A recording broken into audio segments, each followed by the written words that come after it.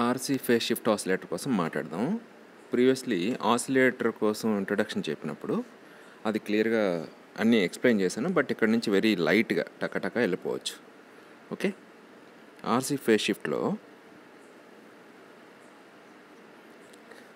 Transistor ఖచ్చితంగా ఉంటుంది. దానికి బయాసింగ్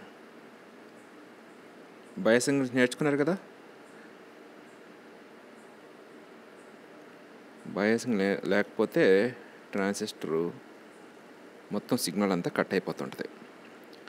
రైట్, ఇక్కడ అవుట్పుట్ తీసుకుంటాం. అవుట్పుట్లో ఈ డీసీ ఇస్తాం కదా, ఆ డీసీ ఇంటర్ఫిరెన్స్ లేకుండా చూస్తాం.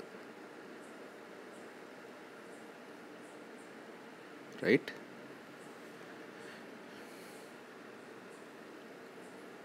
ఇంతవరకు ఓకే కదా. ఇది ట్రాన్సిస్టర్ వేసాం కదా. ఇప్పుడు మనకి వి అవుట్పుట్ ప్యూర్ సైన్సాయిడ్లో వస్తుంది. ఈ కెపాసిటర్ ఏంటంటే బ్లాకింగ్ కెపాసిటర్. ఎందుకంటే ఇది డీసీ కదా, డీసీ అనేది అవుట్పుట్లోకి రాకుండా ఇది బ్లాక్ చేస్తుంది. ఎందుకంటే డీసీని అపోజ్ చేస్తుంది కదా, ఓన్లీ ఏసీకి ఒక్కదానికే షార్ట్ సర్క్యూట్లో, అదే దాన్ని అలౌ చేస్తుంది. షార్ట్ సర్క్యూట్ కాదు, అలౌ చేస్తుంది. ఏసీని ఒక్కటే అలౌ చేస్తుంది. నెక్స్ట్ ఫేజ్ షిఫ్ట్కి వచ్చేసరికి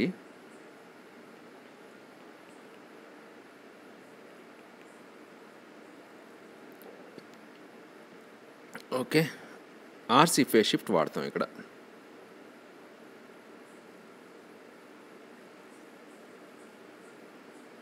ఇక్కడ ఆర్సీ ఫేజ్ షిఫ్ట్లో ఇది ఆర్, ఇది C, C, C, R, R. ఓకేనా. సో అవుట్పుట్ని తీసుకొచ్చి ఫీడ్బ్యాక్ ఇస్తామన్నాను కదా, ఇక్కడ ఫీడ్బ్యాక్ ఇస్తాను. అయితే యాక్చువల్గా సపోజ్ అవుట్పుట్ వచ్చి నీకు ఎలా ఉందనుకో, ఇన్పుట్ ఎలా ఉంటుంది చూసుకో. కామన్ ఎమిటర్ కదా, ఎమిటర్ కాబట్టి దీనికి 180 degrees ఫేజ్ షిఫ్ట్ ఉంటుంది. ఇది ఇలా వస్తుంది.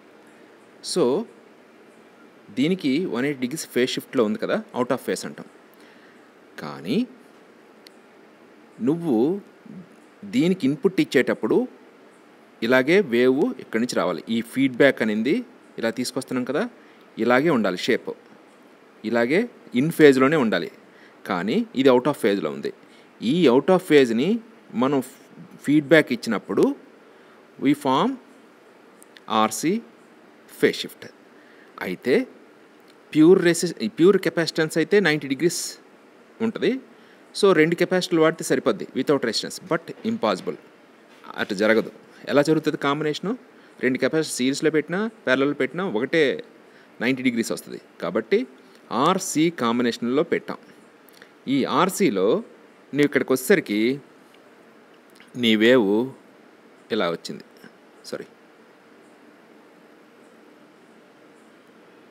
నువ్వు ఇన్పుట్ వేవ్ ఇది ఇస్తాను. ఇక్కడ ఈ వేవ్ ఈ ఆర్సీ ఫేజ్ షిఫ్ట్ వల్ల ఇక్కడికి వచ్చేసరికి 60 degrees అడ్వాన్స్ అయ్యేటట్టుగా షిఫ్ట్ అయ్యేటట్టుగా పెడతాం. అక్కడ నుంచి ఈ ఆర్సీ సేమ్ ఆర్సీలో ఇక్కడ నుంచి ఈ రెండు కాంబినేషన్ వల్ల 60 degrees ఫేజ్ షిఫ్ట్ అయింది అనుకుంటే, మళ్ళీ ఇక్కడికి వచ్చేసరికి ఈ 60లో అయింది మళ్ళీ ఇంకొక 60 అంటే ఎన్ని డిగ్రీలు? 120 degrees. ఆ 120 degrees ఇంకొక 60 అయితే ఇక్కడికి వచ్చేసరికి 180 degrees. సో చూసారా, అంటే ఇది ఇలా ఉన్నిందల్లా 180 degrees ఫేజ్ షిఫ్ట్ అయ్యి ఈ ఫేజ్లో వస్తుంది. సో ఇన్పుట్ అగైన్ దీనికి ఇస్తున్నట్టు. ఓకే, సో అవుట్పుట్ ఎక్కడి నుంచి తీసుకుంటావు? ఒక ఆసిలేటింగ్ సర్క్యూట్ బయటకు వస్తుంది, ఒక ఆసిలేషన్ సిగ్నల్ బయటకు వస్తుంది. ఓకే, బట్ ఇక్కడెక్కడైనా AC circuit pure sine wave వస్తుంది. ఇక్కడెక్కడైనా నాయిస్ ఉంటుందిలేండి, ఆ మాత్రం. ఇక్కడెక్కడైనా ఏసీ సప్లై వాడావా? ఇది ఏమైనా ఏసీ సప్లై ఉందా? ఎక్కడ నీకు ఏసీ సప్లై లేదు, కానీ బయటకు వచ్చేసరికి ప్యూర్ సైన్ వేవ్ వచ్చింది. హౌ? అదే అయితే ప్యూర్ సైన్ వేవ్ వచ్చింది కదా, మరి ఆ సైన్ వేవ్ దేని నుంచి వచ్చింది అంటే ఇచ్చిన డీసీ నుంచి ఆ డీసీ వాల్యూ అనేది ఆర్సీ ఫేజ్ షిఫ్ట్ వల్ల మళ్ళీ అగైన్ ట్రాన్సిస్టర్ వల్ల మనకి ప్యూర్ సైన్ వేవ్ అనేది బయటకు వచ్చింది. రైట్ కదా? So this is the simple circuit.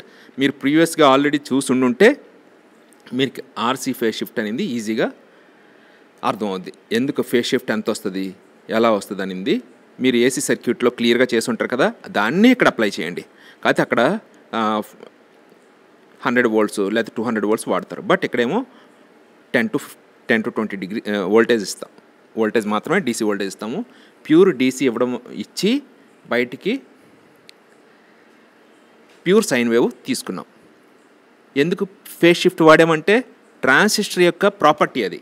Transistor input ఇది కామన్ ఎమిటర్లో ట్రాన్సిస్టర్ యొక్క ఇన్పుట్ సిగ్నల్ 180 degrees తిరిగి మనకి బయటకు వస్తుంది కాబట్టి అలా వాడతాం.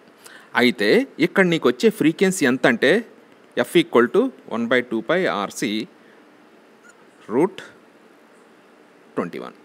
21 is it right? Let me check. అంటే డెరైవ్ చేయొచ్చు, బట్ డెరైవ్ చేయకుండా నేను కంటిన్యూస్గా డెరైవ్ చేయాలి రూల్గా. అయితే ఏదో గుర్తుపెట్టుకున్నట్టు చెప్పుకోకుండా డెరైవ్ చేస్తే బెటరు. బట్ నేను దాన్ని డెరైవ్ చేయాలంటే ఏంటంటే ట్రాన్సిస్టర్ యొక్క ట్రాన్సిస్టర్ యొక్క హెచ్ పారామీటర్ ఈక్వలెంట్ సర్క్యూట్ మనం వేయాలి. 21 కాదు, 2n అంటే n ఈజ్ కాంబినేషన్ 1 2 3 అంటే 1/2πRC √6. ఓకే. సో ఇందాక నేను ఒకటి చెప్పాను, అదే ఇంత ప్రీవియస్ క్లాస్లో A β = 1 కదా అన్నాను కదా, అంటే ఫీడ్బ్యాక్ గెయిన్ అంతా 1 ఉండాలన్నాను. ఇక్కడ beta is equal to 1/29 value. ఒక్కోసారి ఎగ్జామినేషన్లో షార్ట్ సర్క్యూట్లో కూడా ఆబ్జెక్టివ్ టైప్లో కూడా అడుగుతాడు. ఓకే, నేను ఇది క్లియర్గా మళ్ళీ ఎక్స్ప్లెయిన్ చేస్తాను. రిమైనింగ్ ఏమైనా ఉంటే అంటే ఫీడ్బ్యాక్ ఫ్యాక్టర్ ఏంటంటే ఇది అవుట్పుట్ అయితే E1, ఇది E0 అయితే beta is equal to E1/E0 ratio కదా. బీటా ఈజ్ ఆంప్లిఫికేషన్ ఫ్యాక్టర్ అంటారు. ఓకే, సో ఇక్కడ ఆర్సీ ఫేజ్ షిఫ్ట్లో 180 degrees అనేది ఆర్సీ ఫేజ్ షిఫ్ట్ నుంచి మనం తీసుకుంటాం. ఈ పెయిర్ నుంచి 60 degrees యాంగిల్ తీసుకొని ఇంటూ 3 180 degrees. రైట్. నెక్స్ట్ ఇది ఆర్సీ ఫేజ్ షిఫ్ట్. ఇందులో వింత ఏం లేదు. ఫేజ్ షిఫ్ట్ ఎంత ఏంటనేది కావాలంటే తర్వాత డెరైవ్